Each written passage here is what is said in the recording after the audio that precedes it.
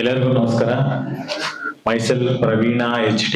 I'm from Chikmagaluru. I'm presently working as a commercial tax inspector in Karnataka State Government. ನಂದಿದು 4th mains ಮತ್ತೆ 3rd interview. Kannada ಸಾಹಿತ್ಯದಲ್ಲಿ ಒಂದು ಮಾತಿದೆ, ಬಾಳ ಅಳಿಯುವುದೇಕೆ ಗೋಳ ಕರೆಯುವುದೇಕೆ ಅಂತ. ಇಷ್ಟು ವರ್ಷ ಜರ್ನಿಲಿ ನಾನು ಬಾಳ ಅಳಿದಿದ್ದೀನಿ, ಗೋಳ ಕರೆದಿದ್ದೀನಿ. UPSC ಜರ್ನಿ ಅನ್ನೋದು ತುಂಬಾ ಕಷ್ಟ, ಬಟ್ ರೈಟ್ ಮೆಂಟರ್ಶಿಪ್ ಇಂದ ಅದು ಕಷ್ಟ ಸಾಧ್ಯ. ಯಾಕಂದ್ರೆ ನಾನು 2023 ಅಲ್ಲಿ ಲಾ ಎಕ್ಸಲೆನ್ಸ್ ಅಲ್ಲಿ ಮೇನ್ಸ್ ಟೆಸ್ಟ್ ಸೀರೀಸ್ ನ ತಗೊಂಡಿದ್ದೆ. ಫಸ್ಟ್ ಮೇನ್ಸ್ ಮತ್ತೆ ಸೆಕೆಂಡ್ ಮೇನ್ಸ್ ಗೆ ನಿಂದು 100 ಮಾರ್ಕ್ಸ್ ಇಂಪ್ರೂವ್ ಆಗಿತ್ತು. ರವಿನಂದನ್ ಸರ್ ಅಂತ IPS ಆಫೀಸರ್ ಅವರಿಂದ ಗೈಡೆನ್ಸ್ ಕೊಡ್ಸಿದ್ರು.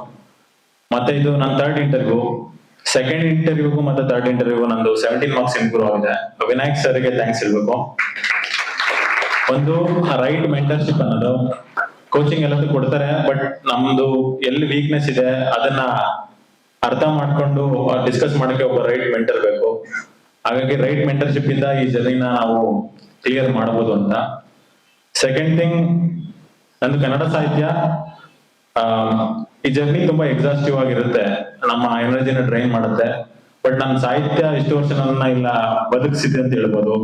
ನಾವೆಲ್ಸ್ ನಾನು ತುಂಬಾ ಓದ್ತಿದ್ದೆ ಬೇಜಾರಾದಾಗೆಲ್ಲ.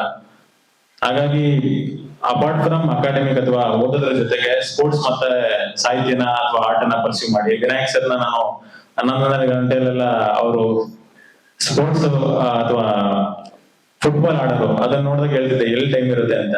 ಅವ್ರು ಹೇಳೋರು, ಟೈಮ್ ಮಾಡ್ಕೊಂಡ್ರೆ ಇಲ್ಲಿ ಇರಕ್ ಸಾಧ್ಯ, ಇಲ್ಲಾಂದ್ರೆ ಆಗಲ್ಲ ಅಂತ.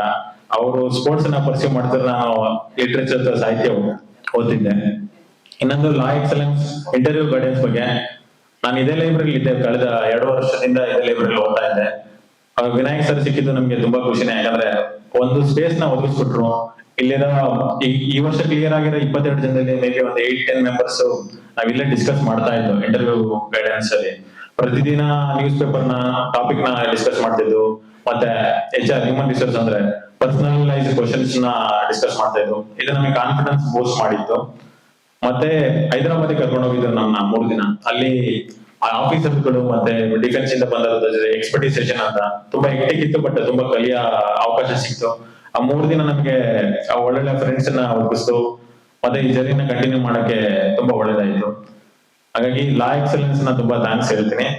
ಕೊನೆಯದಾಗಿ ರೈಟ್ ಮೆಂಟರ್ಶಿಪ್ ಮತ್ತೆ ಅಕಾಡೆಮಿಕ್ ಅಥವಾ ಓದೋದ್ರ ಜೊತೆಗೆ ಸ್ಪೋರ್ಟ್ಸ್ ಮತ್ತೆ ಆರ್ಟ್ ನ ಪರ್ಸ್ಯೂ ಮಾಡೋದ್ರಿಂದ ಈ ಜರ್ನಿನ ನಾವು ಸಕ್ಸೀಡ್ ಮಾಡಬಹುದು.